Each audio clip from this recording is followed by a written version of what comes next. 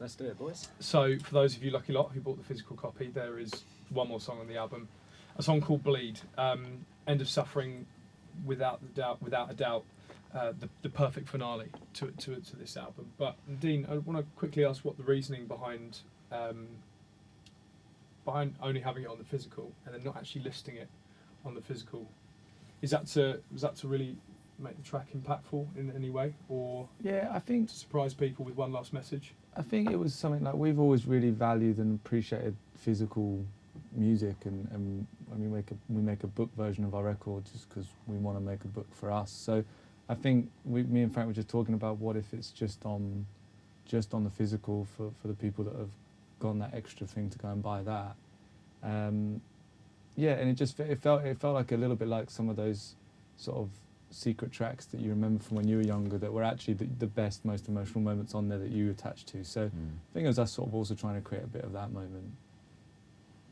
We were trying to always make a classic record, an album. We write with albums in mind, you know. We'd never really just written songs.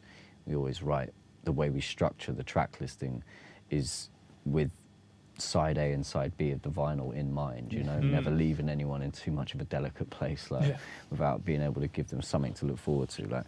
So we've always written with that in mind, and yeah, like Dean said, like I remember listening to records when I was young, and just not even realizing that I was listening to Silence, because I still had the last like chorus of the song in my head, and then out of nowhere there's something new, and it was always impactful. It might not have always been nice, but it was always impactful, you know? Like, and like, yeah, of all the ones I remember now, like there was a Glassjaw album called Everything You Ever Wanted to Know About Silence, and the end of that is just a little piano ballad that was really beautiful and like pretty harrowing. And the other one I remember is 1977 by Ash, which is awful. It's just them down an alley puking. So grim, like. But like, it still has impact, you know. Like, and for us, like, we didn't want to make a joke out of this. We wanted it to be, we wanted to make a serious statement. When you've got a 12-track album and then in your car you see it flick to 13, you're gonna go, "What's this?" Then? Like, and you're gonna tune back in a really serious way and go, "Okay, if they've gone to the effort to kind of mask this a little bit, like, there must be a reason." And I think I'm excited to find out what people think when they finally hear it. You were talking about you wanted to write a classic album. Cam, let's ask you. Do you feel? I'm not going to ask you. Do you feel like they've written a classic album, because that would be unfair. Time will tell.